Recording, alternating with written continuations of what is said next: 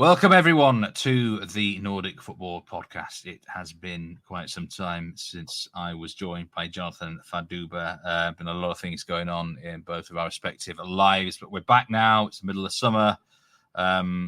Glorious sunshine up in Tromsø, a match I'm watching right now as we speak. Jonathan, how's it going? Hi, Steve. Hi, everyone. Yeah, good to be back. Obviously, it's been quite a while. A lot has happened.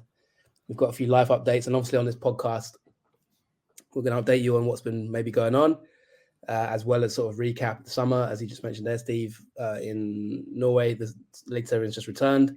I've actually had 2 trips, respectively, to Norway and Sweden in the last few months, Steve. So there's a few things to catch up on there as well. We've got an exclusive interview with the manager as well of Strømsgodset. So plenty to talk about on this episode. And we'll have a little catch up. I hope you've missed our voices maybe, and regular listeners. Happy to be back and speak to you again. I hope you have not missed us too much. Yes, welcome. We're delighted to be back. And what have you been up to then, Jonathan? The last time I heard, or the listeners heard from you, you've been embroiled in a very hectic uni course. What's the latest there? You've been doing well with it. Yeah, so obviously this has been a very busy year for me, as I mentioned a few times. We managed to get the season previews done, which was fantastic, I think, on our part, given the busy schedules we both had there. But then after that, I went into the most hectic period for me, really, on the sort of MBA course. I'm doing an MBA.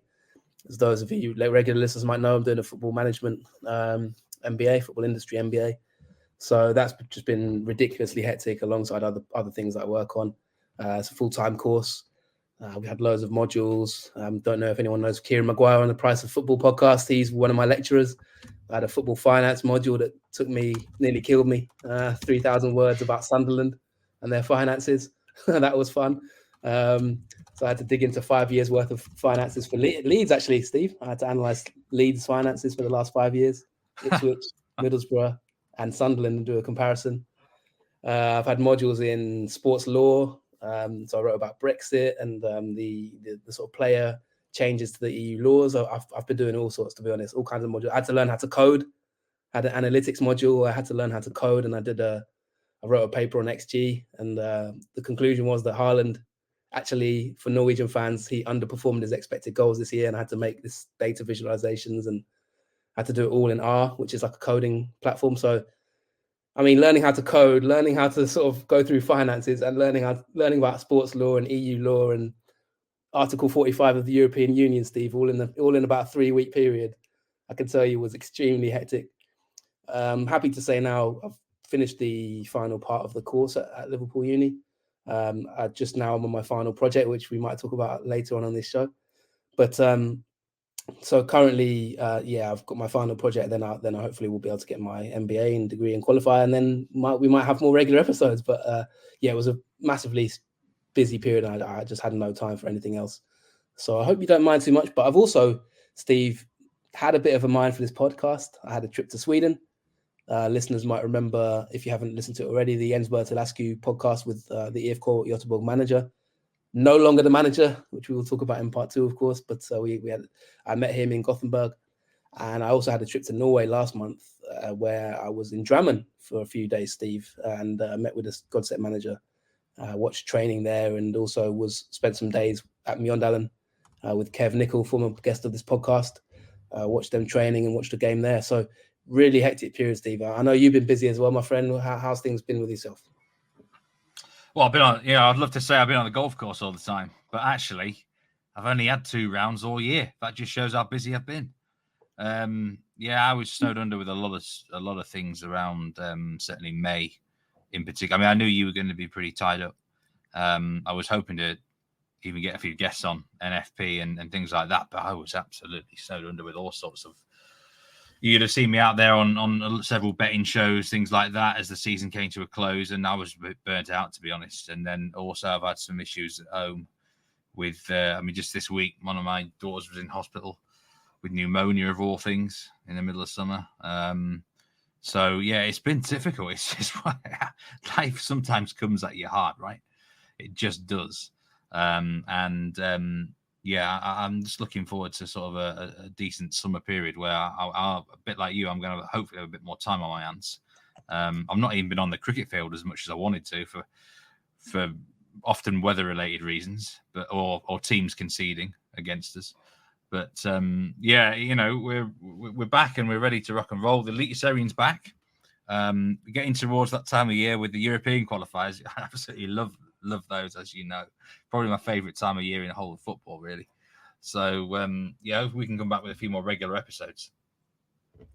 Absolutely, and hopefully you will enjoy the episode with the upcoming interview with Jürgen Isnes. I found him a real character, which we'll talk about shortly. And as I say, although we've not had much time in terms of recording between ourselves, Steve, you did manage to get an episode with Jon Borstad last week as well. That was brilliant. Fantastic. Yeah, I mean, he was. I have to say, he was one of the most interesting characters that I've had the pleasure. I could have talked with him for hours. Like, he was so charismatic, and I would love to do another one with him. Maybe we will do one at some point. Remind us who he is for the listeners who might have missed it. Yeah, I mean, he works for TV2, one of the big channels, sports channels in Norway. Covers. I think he's going to be. He's out there in the Euros. I think he said he might be out there in France for the Olympics as well, potentially. But big anchor man, a big character for TV2, one of the top networks there, and very knowledgeable man. Knows a hell of a lot about a lot of sports, as you'd expect. But yeah, he was fantastic. Do give that a listen or watch if you've not already. Yeah, and funnily enough, we had plans to interview him, didn't we, Steve? It's been in the pipeline for a while. And when I was in Norway, like I said, 3 or 4 weeks ago now, it was, funnily enough, I met a journalist in Drammen, and we were talking, and I said, he mentioned Jon, and he said to me, that guy's a real character. He's like, I said, oh, he might be coming on the podcast. And he was like, if you can get him on the podcast, do it. Because he was like, he's a legend. Really good. And I think I remember messaging you inside the Strømsgodset Stadium saying, Steve, like, get this guy on the pod, because I've just been told he's like a bit of a character. So if you haven't had a chance to listen to that, that's, some exclusive interviews for you there. Obviously, if core fans probably won't want to listen to Jens Bertelascu now on the pod, but maybe Sparta Prague fans might want to have a little listen to see their new assistant manager. And of course, just general insight into the game. It was very interesting insight behind the scenes at EF Core. So still, I think, got some value in that if you wanted to go back and listen to that. But this is our first episode, Steve, in quite a while. We're at the summer break period, as you mentioned. The Eliteserien has just sort of restarted after the summer break. And with that in mind, we will get into that shortly.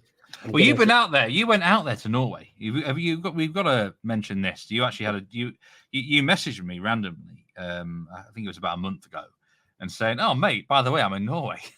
And I think you actually did mention you might be heading out there, but I was still surprised to see you in the country up there. I've actually just on my desk now. I've got this for those who are actually. It's a brand new one. My passport went out of date, right? You've got a blue one now. I am now, one of these. We call it a Brexit passport, don't we? So I have now got 10 more years on this, and I guess I keep saying it. People keep inviting me out there and everything to Scandinavia, that I do owe a few trips. So back eligible to travel again, my man. We shall see what happens. You'll have to get a stamp, because now we're non-EU, mate. So I've had to be in the queues. Yeah. In Sweden, it was very strange. They're asking me all kind of questions like, where are you staying? I stayed actually with a mutual friend of ours, Sam Hart, and they asked me all kinds of questions. They were asking me where Sam Hart lives, how old is he, like what are you going to do when you meet him? At the border control, I was thinking this is a bit strange, but I guess it might be Brexit related, or maybe they just thought I was, some immigrant or something. I don't know what they thought, but yeah, like it's not as easy traveling these days, Steve, with that passport. These are weird passports, by the way. I'm just looking. The first time I actually really looked inside it. It's been on my desk for about a week or two. These are completely different to what. Anyway, we don't want to talk about passports, do we? We don't want to talk about passports. What were you doing at? Where did you get to in Norway? Then you visited a couple of clubs. I know that. Yeah. So I suppose there's a few disclaimers I'm gonna have to make on this pod, because I think your co-host Steve is making moves into the football world a little bit, and a few things been going on. So I have to sort of give a bit of a background in terms of work-wise. So I actually do some consultancy work at the moment, and part of the reason I went out there, funnily enough, was I went there with a player from England who was having trials at a local team. So I took the opportunity to go out there and spend some time at Mjøndalen and also at Godset. and watch training, see them train, see how they operate, see behind the scenes. Obviously, Kev is a friend of the podcast. He has been doing really good work actually at Mjøndalen, I think. He took us into his methodology. He's very sort of detailed and serious coach who we had on the show. If anyone remembers the episode, it was probably about 18 months ago now, I think. I was impressed with a lot of things he said around leadership and stuff like that at the time. It's probably worth listening to if you enjoy that. He's a Scottish coach in Norway. And so I took the opportunity I thought to myself, one thing I've learned on this course has been the importance of sort of trying to expand your network and meet people and get out there. So I went out there and spent some days training. One thing I learned, Steve, I'll be honest. So there's a lot of players in England that kind of maybe look down on Norway. I mean, if you said to a player in England, Steve, that you were watching Norwegian second division football, what do you think the perception would be? Well, I think it would be obviously looked down on, like as you say. Yeah. It's just the way it is, isn't it? Just reputation, sort of thing. But I'll tell you what, I was massively, even though it was Mjøndalen who were sort of lower end of the Obos, I was massively impressed watching them in training, to be honest. Like, I was actually quite surprised at the level of the training in terms of fitness, the intensity of how they train, the all-round sort of technical quality. I think Norway is the technical quality of Norwegian players in the league, in both leagues, Obos and top division, is not to be underestimated, I think. Because I went there and obviously with an English player, and I was thinking that the English player would physically, he's quite a strong player. But I thought that technically, I was really impressed with the level in Norway. He held his own, but I was a bit surprised. And if I'm being honest, there was a risk there that an English player might go out there and get humiliated. Well, do you know what I've got a thing here, right? I think the training and the matches all on artificial surfaces, or nearly all of them. I think that's a big difference, because I watched an Icelandic game, a few Icelandic games last year in the middle of summer, right? There was no other matches on. I was betting on the games, and I thought I'll give it a go. And I expected, like, long ball, direct football, really poor sort of quality. It was on the deck, passing, technical, and I was shocked. And I think a big part of it is because they're all on these artificial surfaces now, and it really promotes, I think, quite good technical football. I think it's a factor. Yeah. Not all of it. It could be definitely a factor. I think because.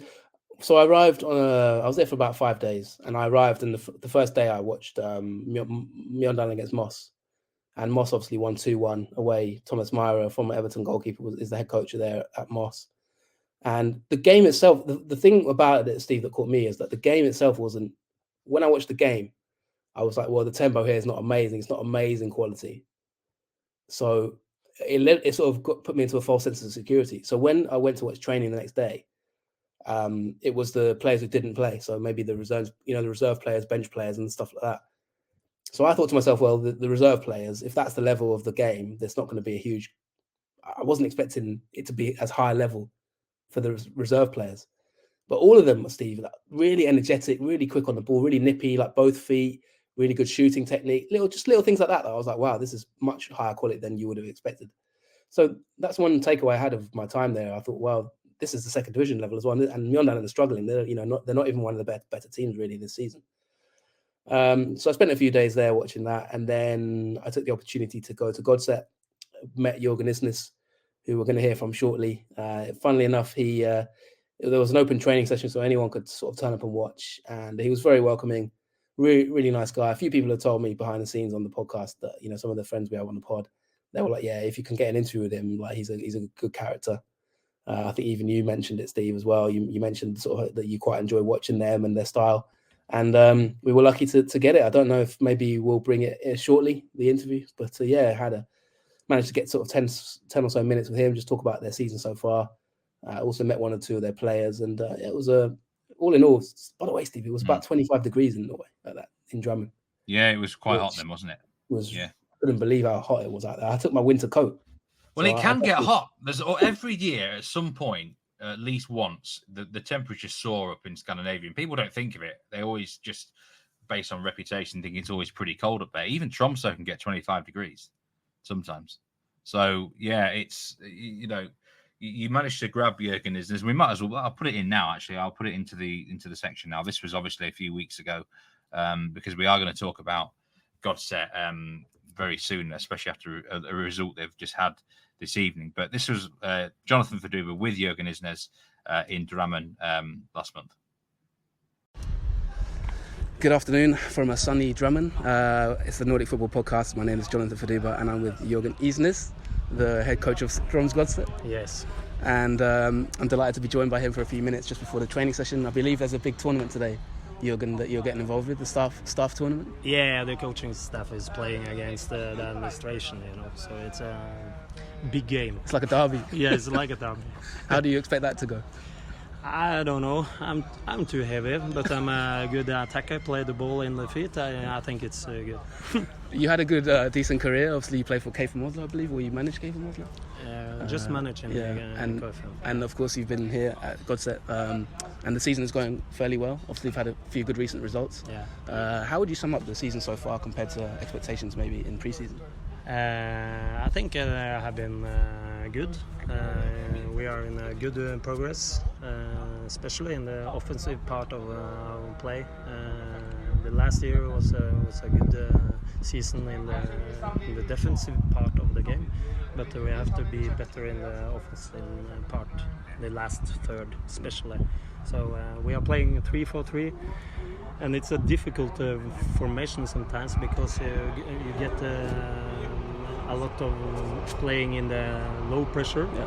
But when we are better on the ball, it's a beautiful formation to do the right combination in our build-up play and in the last third. So I think we have been winning a lot of the games against team under us and losing the games with the teams in front of us. So now we are sixth, I think. Yeah, exactly. Yeah.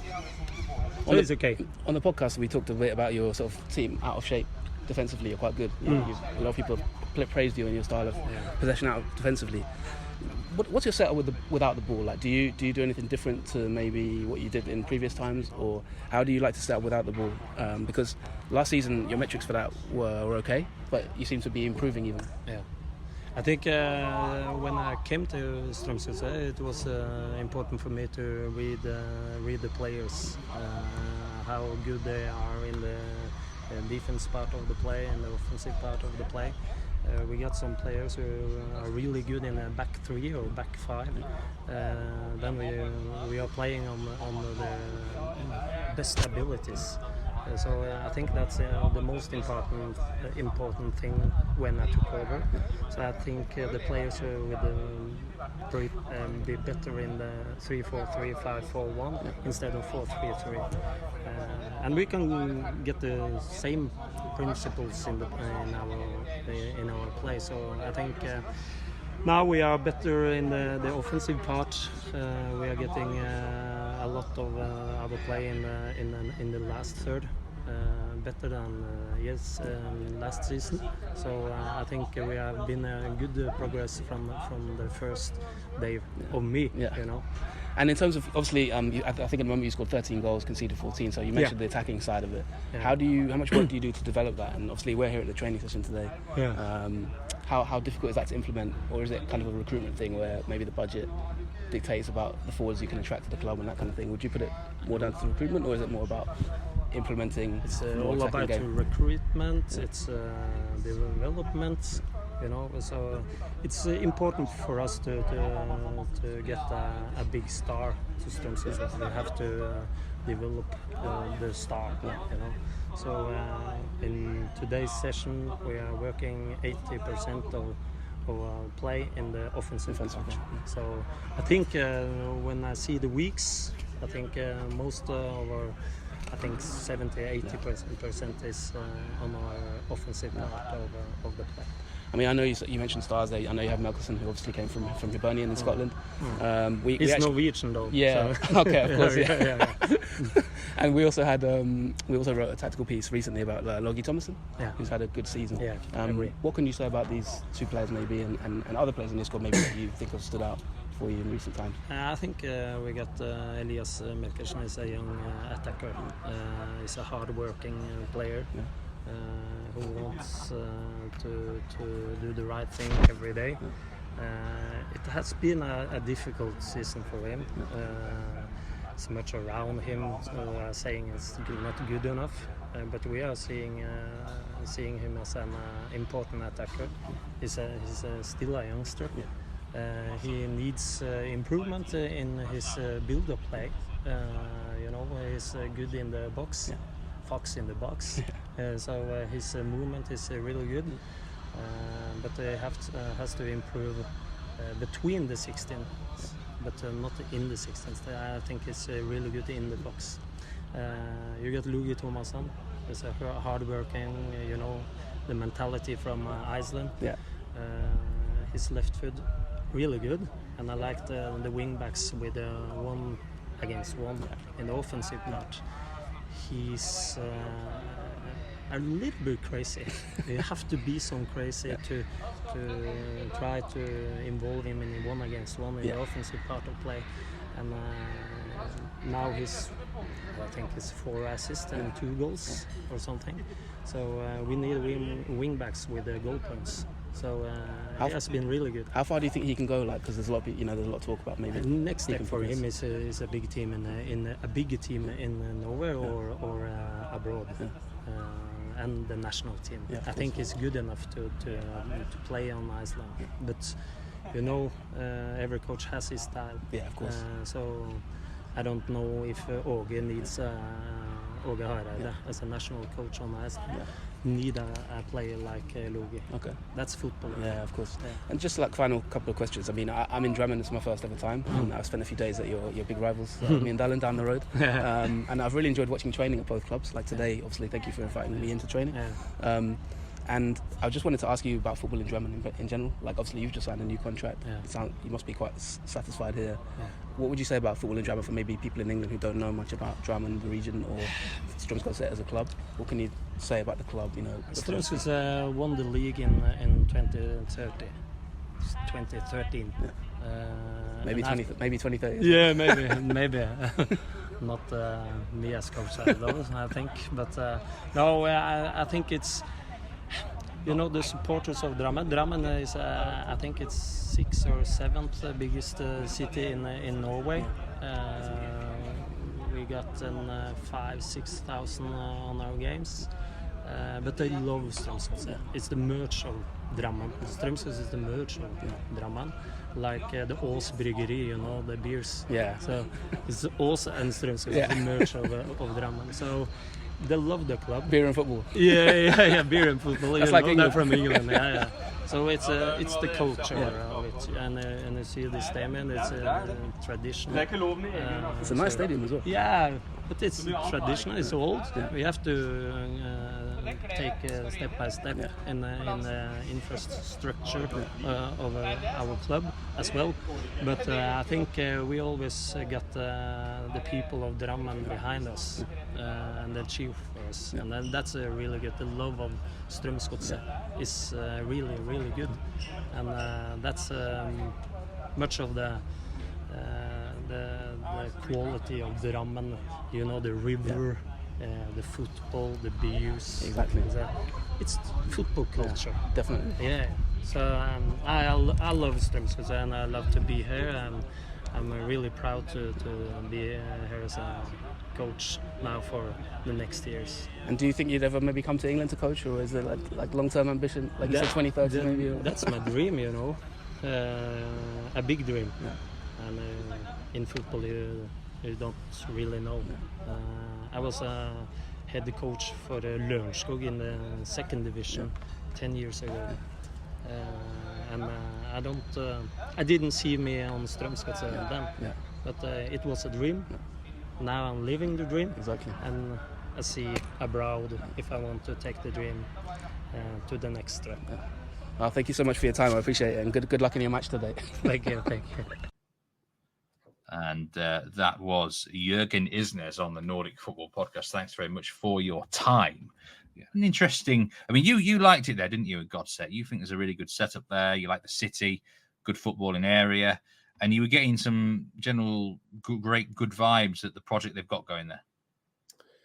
Yeah, I think one thing that sort of caught me is Kev obviously played for Godset and Mjøndalen, I believe, in his career, and then stayed out there, became a coach. was assistant manager to the sort of legendary Vigard. Is it Vigard Hansen? Yeah. At Mjøndalen, and then stayed and then became the manager. And I could kind of see why he fell in love with the place, to be fair, Kev. I don't know if he did fall in love with the place, but he stayed there, so I'm assuming it. I could see why he could stay there, because Drammen's quite a nice city. It's quite a sort of quiet city. It's not exactly popping. I took a trip but it's really close to Oslo. So we took the train to Oslo with the player. We spent a day there as well in Oslo, and it was beautiful weather. Just had a nice meal, Steve, and it was really nice to be in Oslo as well. I really like Oslo as a city. In the summertime as well, it's a great place to visit if you've never been before. Did you fork out the bill? I hope you forked out the bill for the player. No, not cheap, is it? Going hard, mate. Going hard. I'm a student now. I'm a student. It's not cheap up there, is it? It's not cheap in Oslo. I mean, a pint's what, 10 quid? I'm a student, mate. So these days is this. But to be fair, I've been to Switzerland this year as well. So I said to the guy, like, if you think Oslo's bad, go to Geneva or Zurich. That's a story for another day. But I'll tell you that place, I nearly choked on my train ticket. It was that expensive. But yeah, no. So it's a very nice town, Drammen. Anyway, so kind of it's got that football feel to it. There's a big club there, Godset, and then there's the smaller club Mjøndalen, and obviously they've got a massive rivalry. You can sort of feel that energy of football. I like to be in the city, Steve. I don't know about you, but when any city I'm in, I want there to be some sort of football culture. And there were little things like Godset stickers all around the city. Like little banners or the ultras putting stickers everywhere and stuff like that. Just give you a bit of a feel, like of you're in a football town. And they got sort of a decent fan base, not a massive club, but obviously the stadium I thought was really, really nice, Steve. I was like, it's a proper nice stadium. So there was a lot to like about it. Jürgen was very welcoming with his time. They were training. They had a sort of staff match, which I stayed and watched. They've got a women's team, Steve. The women's players are sort of milling about, and the men's players as well were hanging around. Got to meet Logie Thomason, had a little chat with him and one or two other players. The local reporters were there as well, so got to sort of strike up a rapport with some of the local presenters and TV journalists and things like that, newspaper journalists. So it was just a really nice vibe. Funnily enough, obviously we're recording this on the night that there's been a few games, and if we go to sort of talk about the league now itself, if we just look at the table, this month, Godset are sixth. We've got Bodø/Glimt who are top on 30 points after tonight's games. Brann second in the league on 28 points. Molde on 24 points. They're playing as we speak, I believe. They've just finished. The match. It's a match which might even finish close to midnight local. In Tromsø, and it's going to finish in dazzling sunlight. The quirk of the seasons. But they are 1-0 up after 48 minutes. It's one of those pods where there might be a goal update halfway through it as we're recording live. Let's stick with Godset though, and you're the man who has been covering this game. Brann 0, Godset 0. It's a good place to sort of pick things up there, leading on from Jürgen's interview. Just to round out that top of the table, by the way, Fredrikstad are fourth, having a really good season. Viking are fifth, and then we've got Godset there in sixth, Lillestrøm seventh, and Kfum in eighth. Steve, what have been your impressions of the games so far? We've had Brann 0, Godset 0, Odd 1, Christiansen 1, Sarpsborg 1, Glimt 2, and as you said, Tromsø currently losing 1-0 to Molde.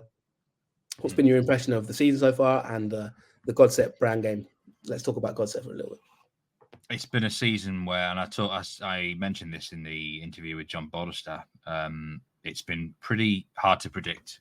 It's been a lot of teams feel close to each other. There's not so much of a big gulf between perhaps the top and bottom of the table. And in the middle of the table, it's just anyone can beat anyone on the day. It's been a lower scoring season, but I kind of expected that this year. I think I said that in the season preview. It's been a great year for underdogs. I mean, even this round, I think every dog has covered the handicap at least. Glimt were, Sarpsborg were +1 today on the Asian, so they didn't lose the handicap. So it's been a good period for dogs, and quite how long that continues, I'm not sure. But I've got a feeling this is a weird year. It's just a weird year. So some unusual things going on. You know how the last probably 4 or 5 seasons to win the league, you've needed mid 60 points at least, knocking on the door of 70. This might be one of those years where you potentially don't need as many points to win the league because there's more chance of points being dropped.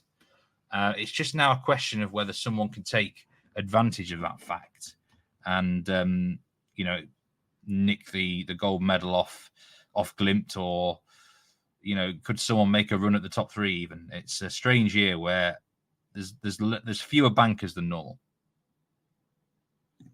Yeah, and we spoke to Jürgen Isnes about Melkersen up front, and the sort of tactical system he's got, and then the attempts to maybe add more goals to it, and the players he's brought in on that side of it, and he spoke there a little bit about it. They've got another 0-0 here, Steve. Your season preview, you predicted them in 8th place, which is looking pretty good, to be fair, in terms of how they're going so far. You predicted Brann in 3rd, and obviously you've also got that pretty spot on at the moment. They're 2nd, so things are kind of trending in the direction that you've predicted with both of these teams. What would you say about these two teams in particular in terms of how their season's going, and how you maybe expected it versus how things are panning out? I think both have got a bit of an unfair reputation. I betted on this game early today on the handicap on Storms Godset. It was plus 1.5, which I felt was a pretty disrespectful of them. I think Godset are underrated by the media. I think they're underrated by the books. And Brann are a good side, but I think they're overrated a little bit. Brann have, it's been a while since they've won a game by more than a single goal. To be honest, I actually thought Brann would win the match, but only close. But it was a deserved draw, really. In fact, I was inputting the lineups into my spreadsheet earlier, and I actually quite liked the Godset 11. Like, I compared it to the Brann 11, and it was Brann's is better, but not a huge amount of difference. And the way that they are set up, they are just a really tough team to face physically, tactically. If they could just get Melkersen scoring goals, or they could find like someone on the wing inside forward that could really, like a Pellegrino was for Glimt, then there'd be a handful, because they do miss too many chances, I think. Tonight they missed a couple of big one-on-one opportunities. The keeper did well for Brann, but if Godset could just put away a few more of these chances, they would propel themselves into sort of maybe the top 4, top 5 race even. Brann, lacked a little bit at times. I'm still not sure about their lineup. I'm not sure having the likes of Saltvet on the bench is a great idea, but Godset more than deserved a point tonight for sure. Yeah, and you tweeted before this game about the teams, and you've been tweeting a little bit about the Salzburg Buda Glimt game as well. Steve, you mentioned about sort of Glimt outplayed, as you said, quote unquote, one of the toughest I've seen a team play against them in a long time. Now, Salzburg, there's been quite a few developments recently. Let's move on to that game. Obviously, Storms Godset there. We've had a little good chat about them. We will talk about them again in future episodes as well. I don't know if there's anything you want to sort of recap on those two teams, but let's move on to Salzburg, Glimt. You don't have anything else to add? And obviously, certainly, before we do move on, just want to say thank you so much, Kevin, Nickel at Mjøndalen, and also to Jürgen Isnes for their respective times in giving us interviews, and their time in terms of Kevin introducing me and welcoming me into the club. They gave me a signed shirt as well, so I'm really happy about that. I'm now officially adding Mjøndalen, Steve, to the list of clubs in Norway that I support, as well as Christiansen. And just before we move, Godset, the system that Isnes has going 3-4-3, he's been very consistent with that since he took over at the start of last season, and I think now it's becoming more his sort of team, the players that he wants in there. And you've got a back three of Dahl, Valsvik, and Toijer. Valsvik and Toijer are just man monsters at the back. You're not going to win many balls in the air against them. And then you've got Dahl, who's pretty good on the ball. Then you've got Logie Thomason on the left wing back, who I think is one of the best prospects in that position in the whole league. I really think he was part of one of the Wisecout articles we did. Lars Vilsvik on the right, dependable. So you've got a really solid back five there. Then Stengel in the middle, who's a proper workhorse and good technically. So the midfield and defence, I think, is really strong. It's just that front three. If they can get Melkersen firing, I know exactly what Isnes wants from these players. It's just now, can he develop these players? That's the sort of the final step. Because if he had like a completely reliable scorer, and Melkersen might become that, by the way, there's a chance that could happen. He can up coach these players. Then I think Isnes for me is one of the best tactical coaches in the elite series, and that he's going to go places at Godset, who traditionally, quite a big club, won the title before. Well, he did say, Steve, that he would like to maybe, he said on the interview just now, he never imagined that he would be coaching Godset many years ago when he was coaching lower teams. And he said, why not in the future, maybe move somewhere higher? I asked him if he wants to maybe move in, manage in England one day. So he seems like quite an ambitious coach, Steve. Do you think he's got the potential to push on and sort of manage somewhere else in the future? Yeah, based on what you just said. Definitely. He's got the nous. It sounds from what I've been hearing, he's got a good management touch as well. And there's no reason why he can't get Godset, into a medal at some point. Because we've seen what Glimt have done.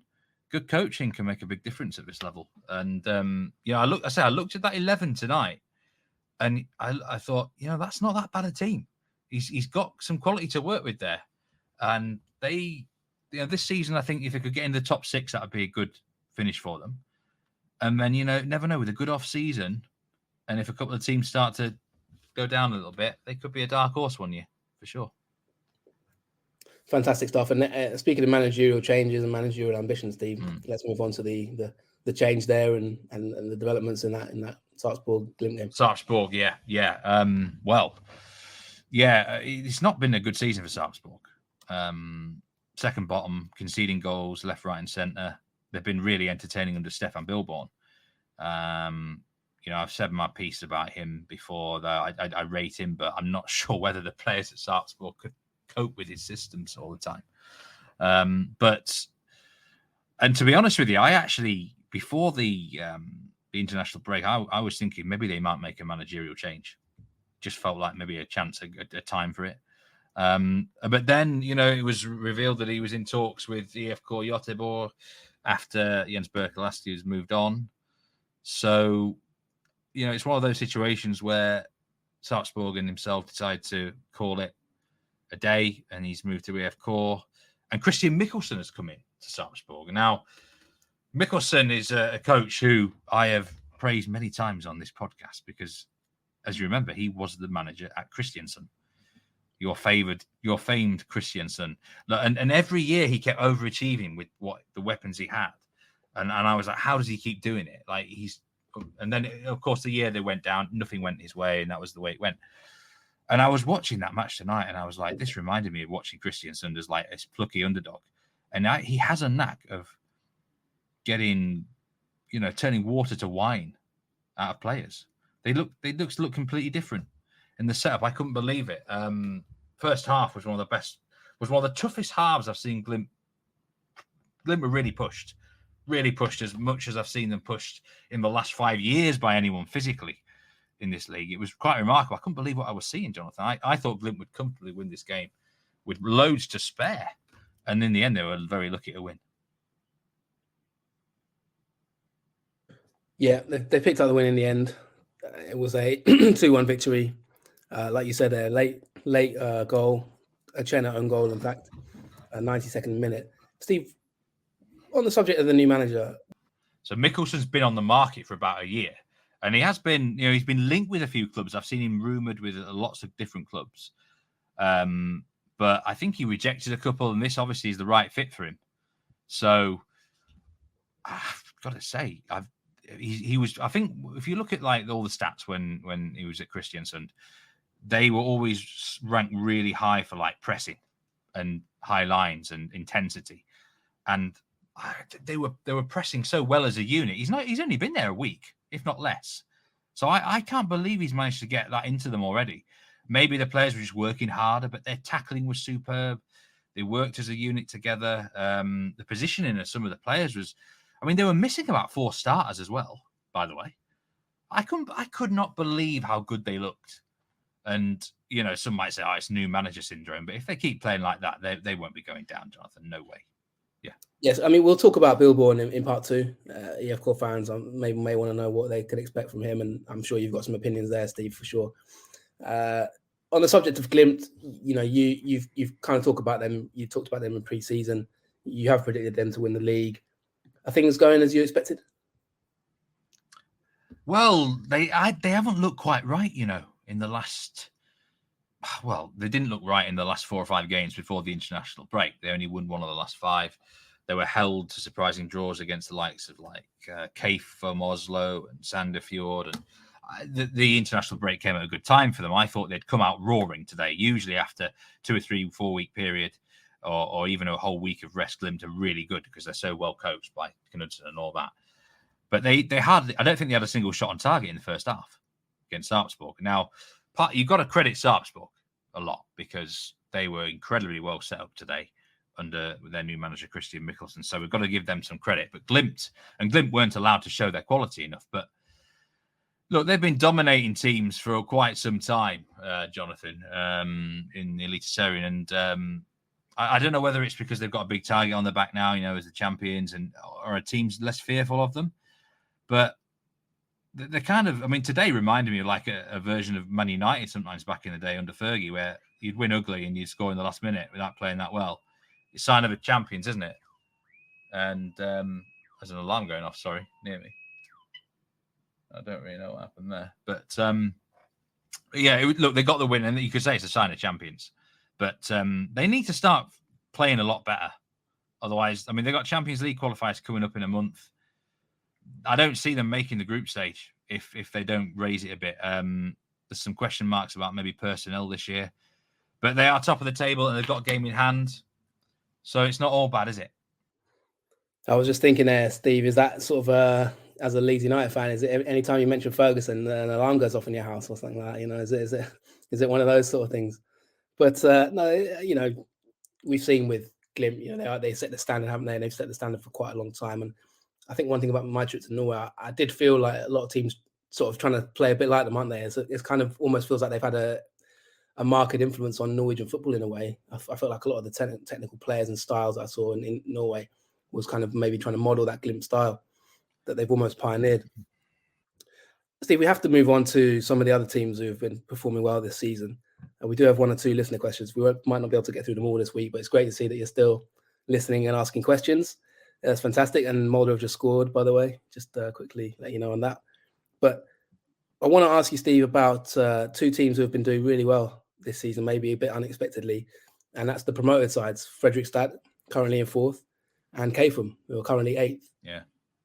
What's your analysis of them so far this season? Because they've brought a bit of flavour to this league, haven't they?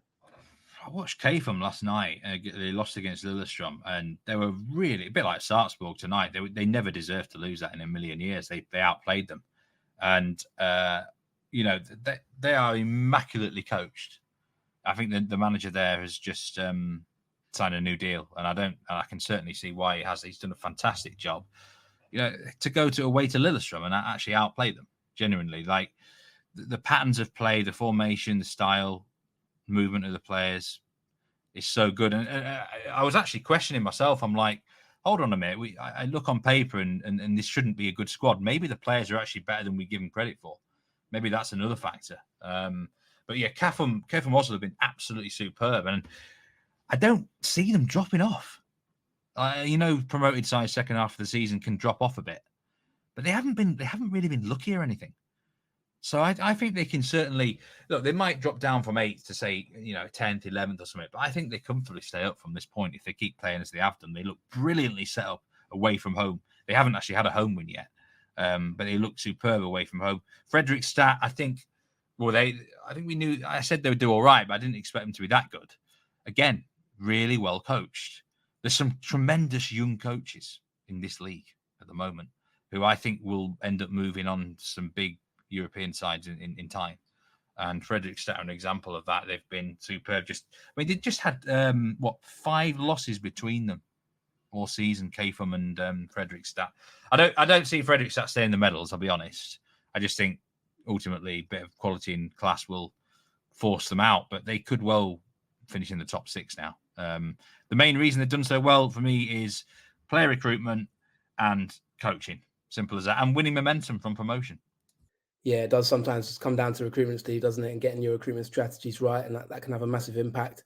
They are 6th and 7th, respectively, in the league for expected goals, according to our partners, Scout. And in terms of expected goals against, they're doing pretty well. Both of them, KFUM especially, by the way, 3rd in the league for expected goals against, just 12.98 XG against. according to our partners, Y-Scout, we have to give a shout out to, of course. They're just behind Mulder and Glimt, so that's really impressive for a newly promoted side, Steve. Do you think both of them can sustain this and sort of comfortably, stay up? They don't look in much danger to sort of go down, really, do they? But do you think they can maintain this and maybe even both of them finish top half? Yeah, possibly. I think Fredrikstad should finish top half from here, really. Kefum, I think it might be asking a little bit too much of them. But like I said, I don't think either side have been overly lucky or anything, not fluked it. You know how every certain years teams have just done my head in because they've just been very, very lucky or something.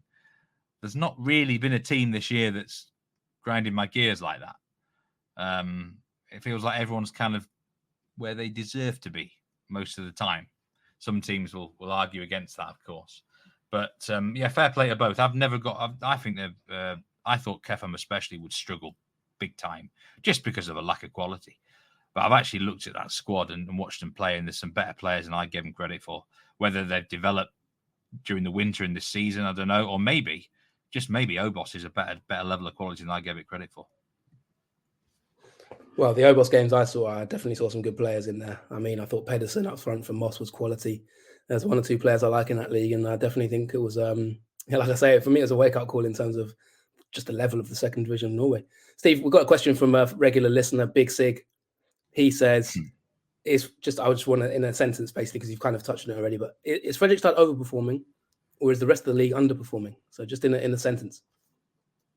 Both. They are overperforming a little bit, but yeah, he's right. There's some of the bigger clubs like Molde, for example, Viking, perhaps, Rosenborg, we might talk about them briefly in a minute. Yeah, he's right on both counts. Yeah, Big Sig.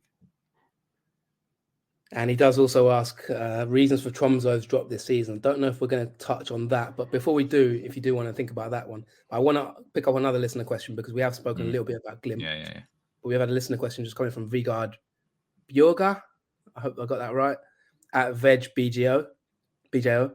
What should Glimt do if Ho is out again with injury? Ditch him. I don't think he suits the Glimt setup. I was thinking that tonight, even before he went off injured. I don't think he's got the work rate. I don't think he's got the right sort of technical style for them. And, I was dead impressed with what he did at Stabæk last season. I just don't think he suits this Glimt team. You've got to have a certain engine to you. And I don't think think of him like a motor, right? In like a race or something. Or a horse, actually. There are certain horses in a year who have to be lightly raced a bit, to keep them fresh and get them primed for certain big meetings. I don't think he's someone who can go every week at the Glimt sort of style and level. So look, if he keeps getting injured again, he's just not the right fit, is he? For them, I'd ditch him. That sounds awful, doesn't it? Listen, that's why I paid the big bucks on this show. You got the big opinions. Totally fair enough. Thank you to Big Sig and Vigard. Steve, the transfer window is open in a few days. Is there any moves in Norway that you're kind of looking at, got your eye on? I think there's already some signings that have been made. Danilo Arsader's move. He's going to move from Sandefjord for nearly €1 million. That must be a club record for Sandefjord. I can't remember what club he's going to. I'm a bit behind on the transfers, to be honest, Jonathan, this month. I need to look into that. But I expect quite a lot of, as always, I think there'll be plenty of outs, there'll be plenty of ins. It's that time of year. I mean, the young lad at Odd, Terelda, I think he's another one linked. There'll be several others going on. It's going to be a big summer where some of the top talents do get hoovered up, as always. Yeah, that was a question by Michael Wallenin. Thank you so much for listening, as always. We will touch on that again. We've had quite a few questions about transfers, actually, so we will have that in a future episode, more detailed analysis. But I'll move you on to a different question then, Steve.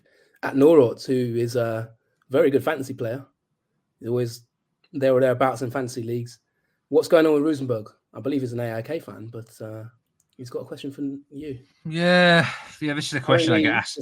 Just to recap, currently 10th in the table, Steve. I mean, I can't believe it. I had to scroll down that far to see them in the table. Like, what? I mean, unbelievable, that club. It still shocks me every time I sort of think about them.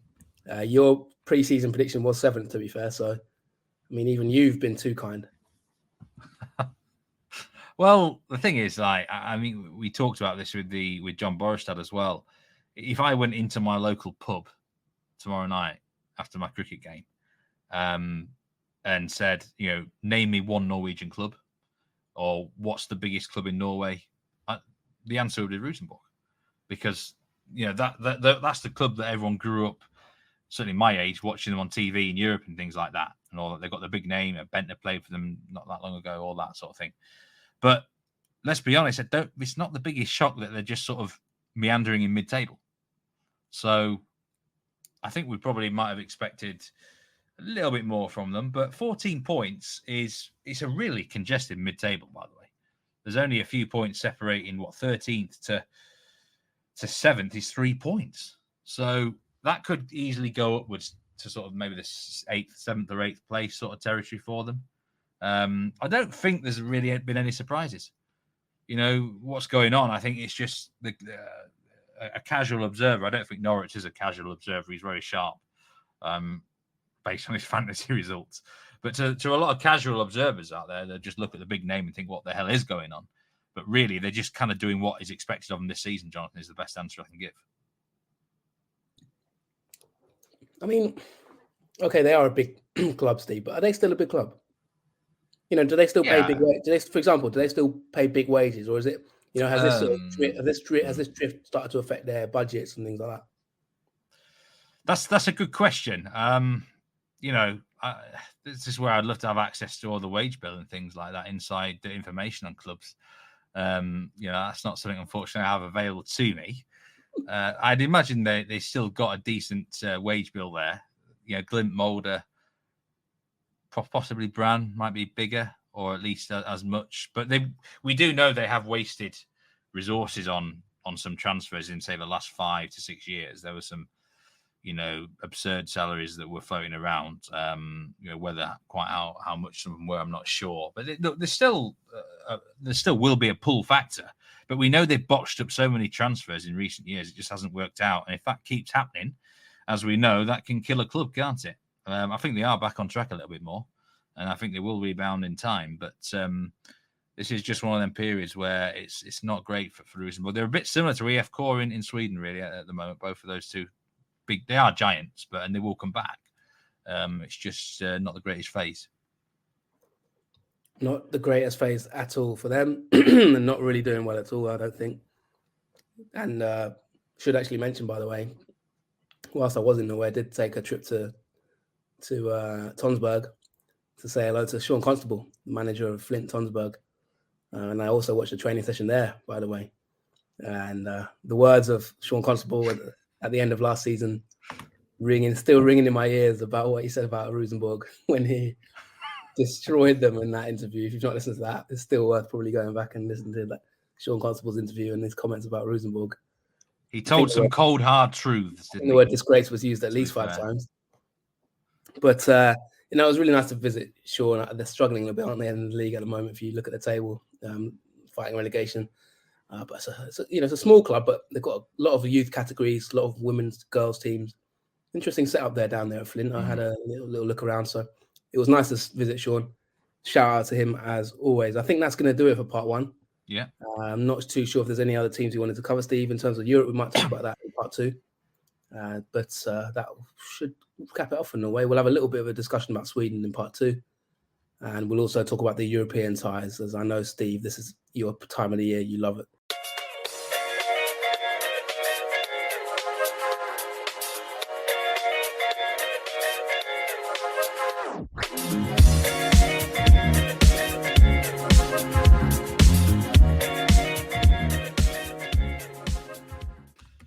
Welcome back to the Nordic Football Podcast. You with Steve Wiss and Jonathan Verduba. It's been a while since we've been able to say that. Into a bit of Swedish talk. And Allsvenskan is also in the middle of a very long break. It's not due back for another, I think, 8 or 9 days at the time of recording, something like that. Feels a long, long time ago. I'm just looking when the last actual match was played, 2nd of June, Jonathan, but plenty's happened since then. This is a really, really long break period. Our team's making the most of it. Well, the managers certainly are, because they're all leaving. Everyone's decided they had enough of this league. and they are deciding to take their business elsewhere. We had a first bombshell, Steve, with Oitikor, Henning Berg resigning.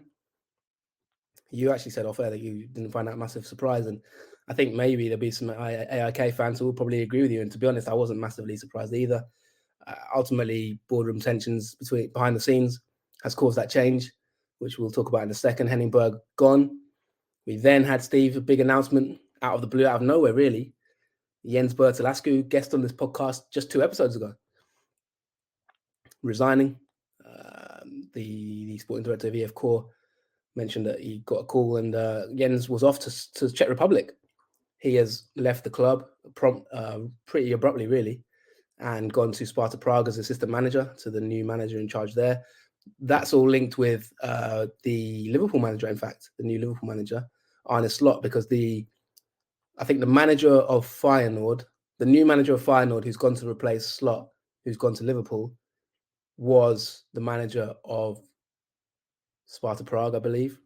And of course, that has created a vacancy. Sparta Prague have replaced him, and Ascu's gone as assistant. So Ascu's packed up his bags. I was in his office 2 months ago, Steve, sitting down with him, and he outlined the philosophy of EF Core and what they've been trying to do. A lot of work going behind the scenes there. So it was a bit of a surprise, I think. And I think EF Core fans were very upset about that. There was a few comments, I think, publicly about him sort of being a traitor, maybe. That was one of the words used by fans. And I think Jens did mention, he was asked about it, and he did say, listen, that's football. Things happen in football. And he said, listen, some people will be happy I've left, and some people will call me a traitor. That's just life, and that's football. You know, he got an opportunity and he wanted to pursue it. So that was a big change. And then, of course, Kalmar. Steve, we've got quite a few loyal Kalmar fans listening to this show. Haven't really had too much to talk about, have they, in the last sort of 6 or 7 months on this podcast? Well, we do have something to talk about now, because their manager is gone. Complete turmoil behind the scenes at Kalmar, and it's culminated in their manager leaving. But Steve, it's a case of, shall we say, falling upwards, because he is expected to be announced as the new assistant manager of Burnley. So he's gone from a relegation battle in Allsvenskan at Kalmar and nearly getting the sack to a nice championship assistant manager's role. So yeah, big things going on at the moment. I honestly couldn't tell you his name. Like, honestly, I mean, sounds awful, but like everything Kalmar have done in the since Rydström left has just been bang average. They've become like the odd of Sweden. So I couldn't tell. I mean, off the top of my head, he hasn't done anything too bad, and you know, I just couldn't really tell you his name. It's just didn't seem a memorable bloke, if you know what I mean. This is a bit of a scathing attack, isn't it? But who is the new manager at Kalmar? Maybe we can get off on better terms. I think that. I mean, well, the first thing to say is I think that is a bit scathing, because the first thing to say, we have to have a bit of balance on this show. And, you know, I know you're a man who is entitled to his opinions, so I'm not going to correct you on that. But I think it would be sort of fair to also mention that Kalmar did have a really good 2023 season, finished 6th. But as you mentioned, didn't really sort of maybe I think maybe, Steve, what you're hinting at there is just Rydström was a bit more memorable, his style of football. Yes, basically, yeah. His all-round persona and charisma, I think, is maybe what you're alluding to there, maybe, if I'm being kind to you. But yeah, his name was Henrik Jensen. He had a decent start to the season, of course, to his time in charge. People might remember, Kalmar fans will remember, Mileta Rajovic had a really good start to the season. Then he left mid-season to Watford.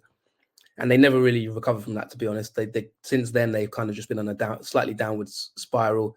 He went in and he's been at Midtjylland, Jensen, and he kind of implemented this interesting style, tried to sort of continue that possession-based style at Kalmar, but just with sort of like not as much of an impact, to be honest. It wasn't quite as effective as Rydström, who obviously had the best possession stats in Allsvenskan when he was in his season there. And so it kind of didn't quite work out to the same extent, although they finished the season well. As I mentioned, they're finishing 6th. This season, it's just been a real struggle, and they're now sort of really, as you mentioned there now, Steve, their season has been terrible. They're 15th. They are in a relegation battle for sure, because I've seen them a few times this season. They've been absolutely desperate. They lost 5-0 and 4-0 in their last 2 games before the break. Absolutely battered via Westeros, who, Steve, I know you've been a bit of a fan of. I know you've sort of had a few comments about them on Twitter. And, their expected goals as well has been something that there's been a bit of a theme this season with that newly promoted side. They finally got their goals, and they all came against Kalmar because they battered them 4-0 away. So that was really the end of it for Jensen, to be honest. There was massive talk, Steve, about kind of after that game, there was a lot of talks about just the state of what's going on at Kalmar. Simon described it as a circus. Then there was rumours that the players had kind of demanded the sacking of Jensen, which the sporting director had to come out and deny. So yeah, it's been a really, I think Simon Scrab's probably a bit right about calling it a circus, to be fair. And yeah, it has led to his eventual departure. Jensen, the sporting director, Jürgen Pettersson, came out and said that they've been given a fair compensation, and he is heading to Burnley. And so off he's gone. They do have a new manager at the moment, I believe, but I can't say too much about him, to be honest, because I haven't really studied him. So I might talk about that in a future episode. Yeah, you got to give someone a fair crack of the whip, haven't you? If he's more on the unknown side of things. So there's been changes there. Jimmy Tellin, of course, we knew it was happening, but he's now at Aberdeen.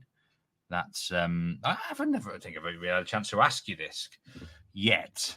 I mean, how do you think he's going to get on at Aberdeen, Jimmy Tellin? Because I know quite a few Aberdeen fans, and I think there's a cautious optimism, a bit of excitement about him.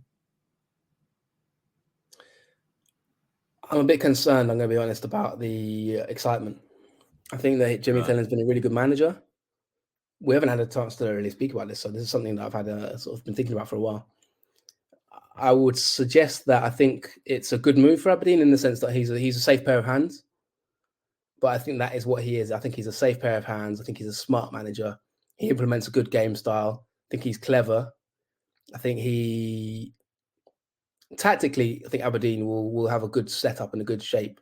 But I'm a bit concerned, Steve, about the league and the club. I think that it's a bit of a potentially a bit of a mismatch in the sense that I don't know if what Aberdeen fans want is exactly what Jimmy Tellin's going to offer. I've seen like Twitter accounts like renaming themselves, like like those sort of, you get those like Pep Guardiola, and you've got like someone with a Pep avatar, and it's like the account's called like, I don't know, Guardiola Ball, or do you know what I mean? You get those sort of weird accounts on X or Twitter, as they call it, where it's like dedicated to the manager, and it's kind of like that.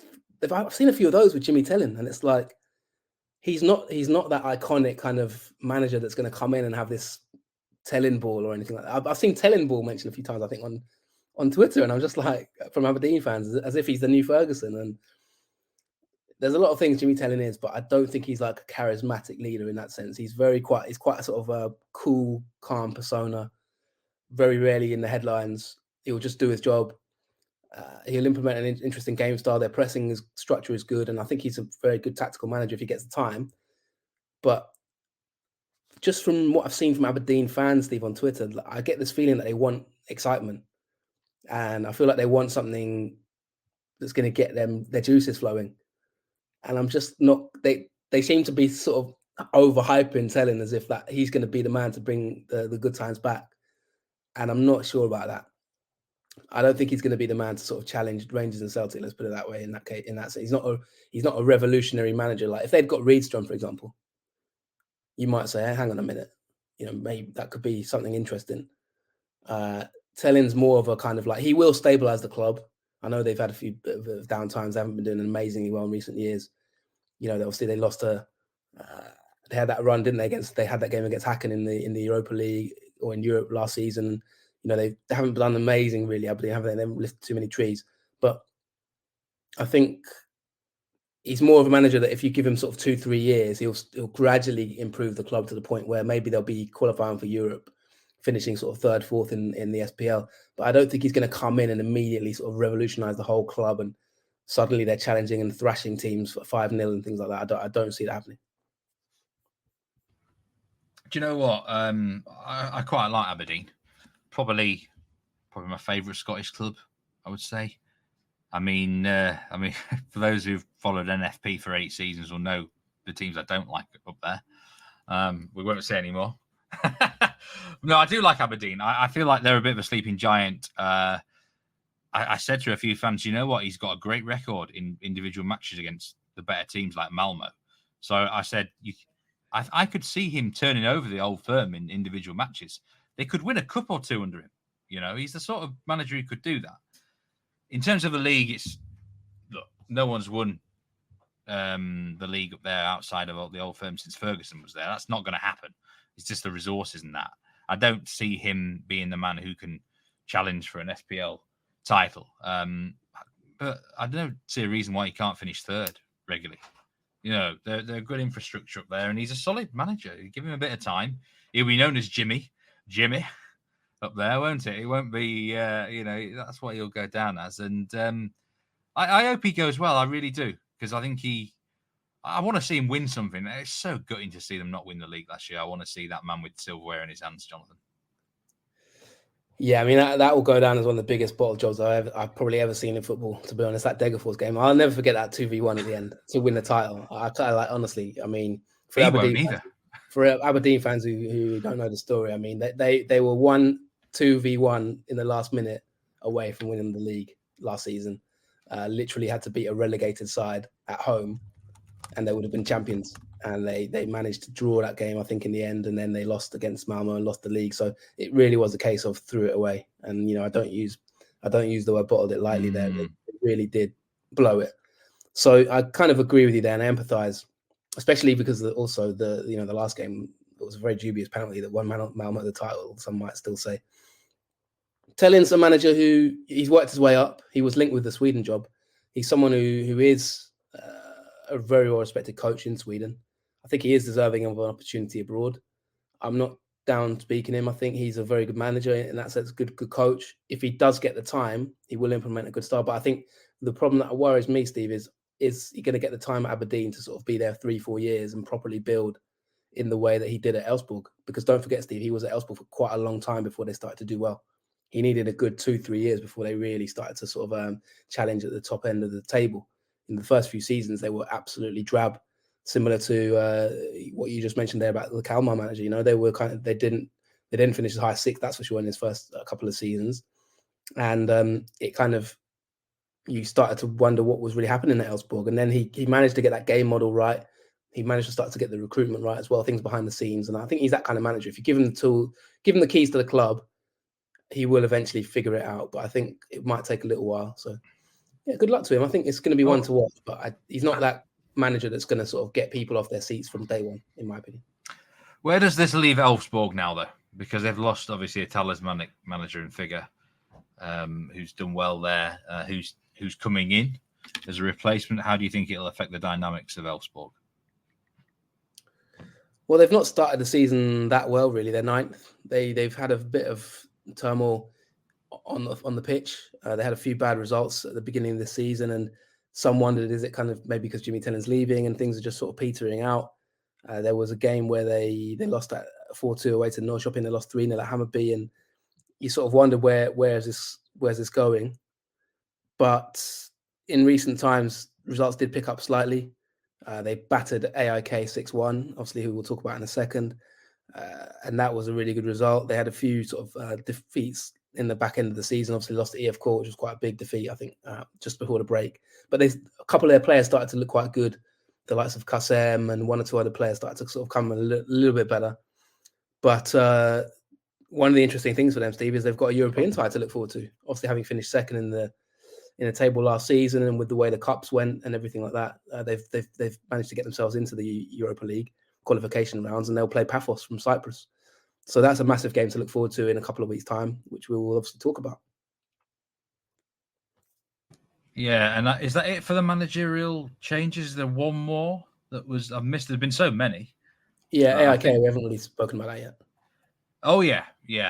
That's the Henning Berg, who, I mean, it doesn't surprise me because it just, I said it on an episode, nothing against Henning or anything. It just didn't feel like the right fit at the right time for that club for me. So, I mean, they have had a lot of different managers, haven't they, in our time covering NFP. It's kind of crazy how it is a real merry-go-round at AIK.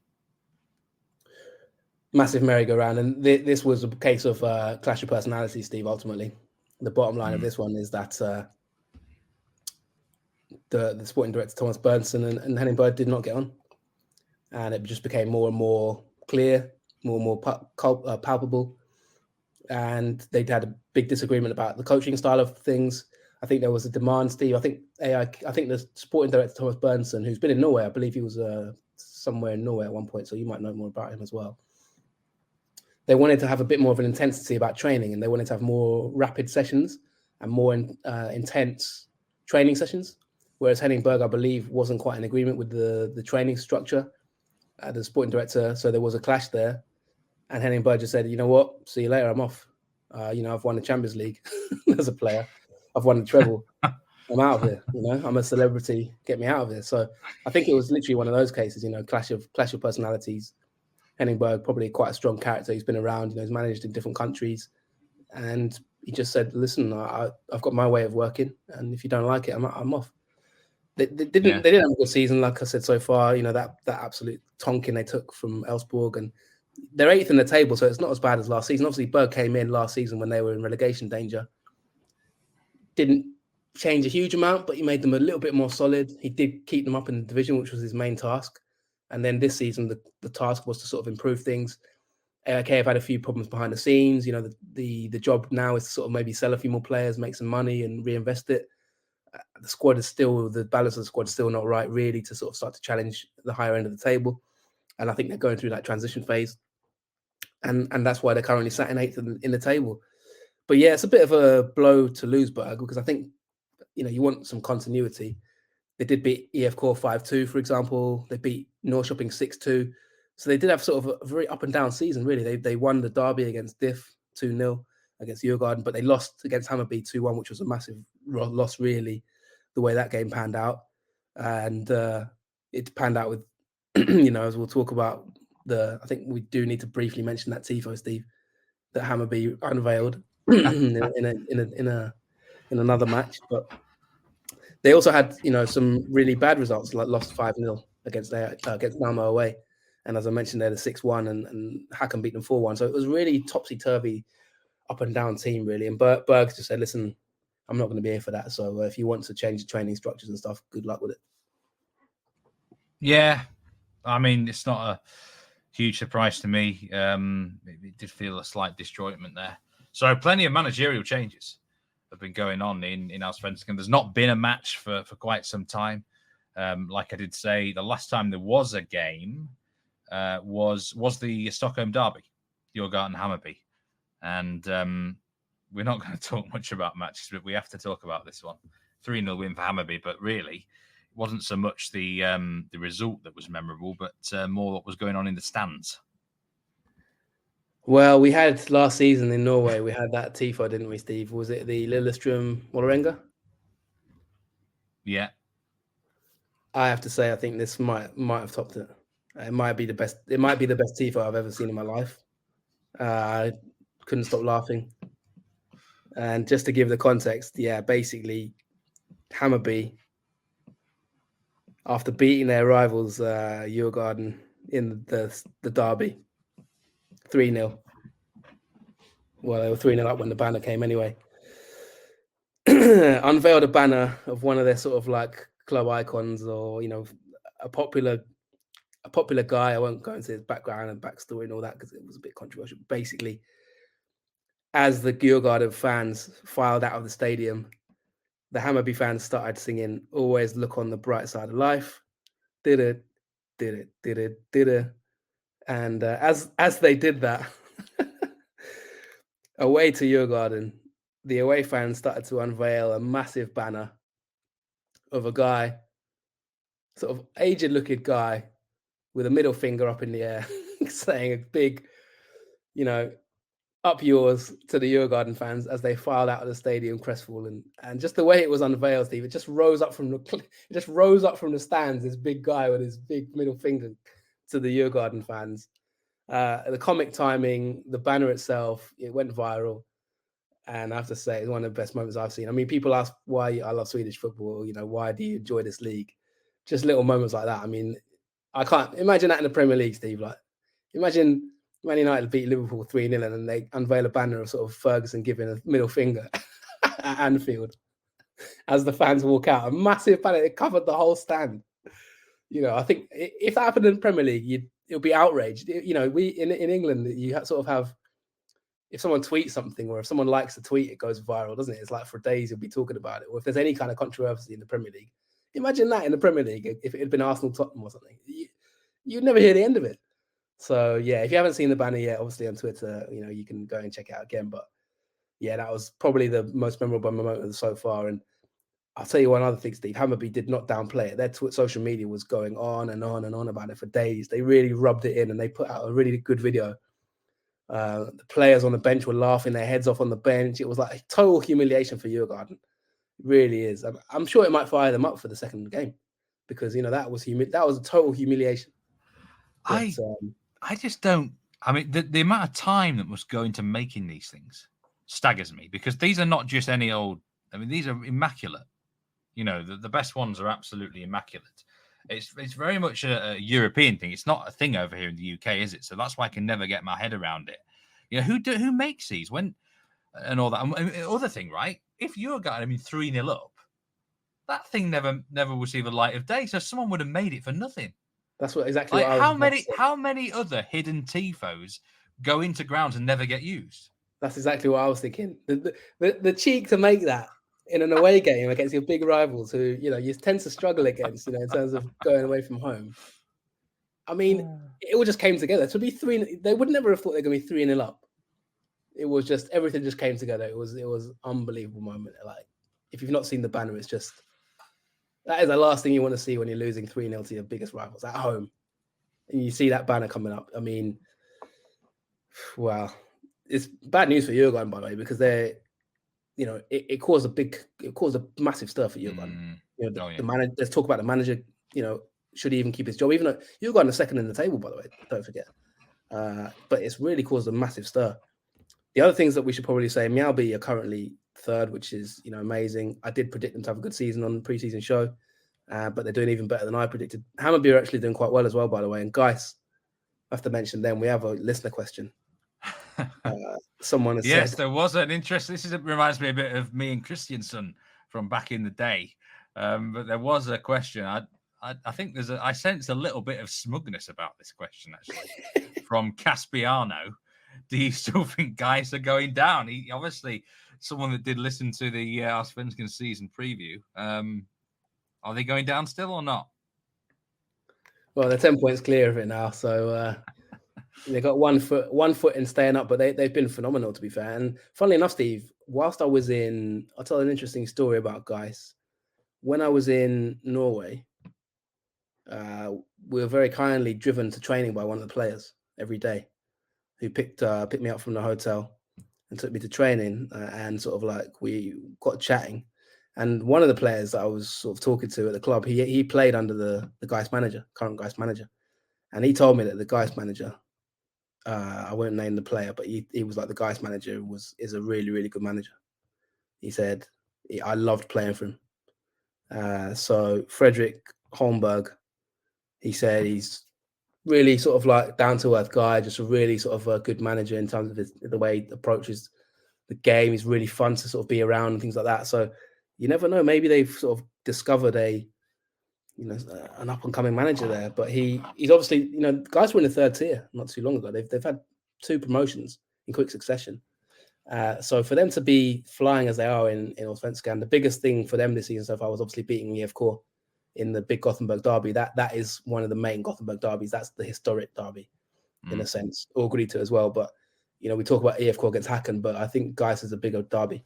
They both hate each other, Gais and IFK. So for them to win that derby was massive, and it caused a lot of turmoil also at IFK. So, they're doing really well. So Caspiano, listen, we're not even halfway through the season yet, but it looks like you might be able to be smug for a little while longer yet.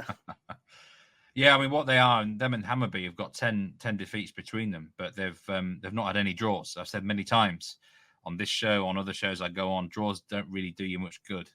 If you win and lose, you'll always do all right, as long as you're winning enough games. And guys have won 7 times out of 12. So fair play to them for that. I think what's happened this season in both Allsvenskan and Elitserien is the teams that have come up have got some very good managers. I know that Västerås are rock bottom, but they've probably played some of the most impressive football in the league.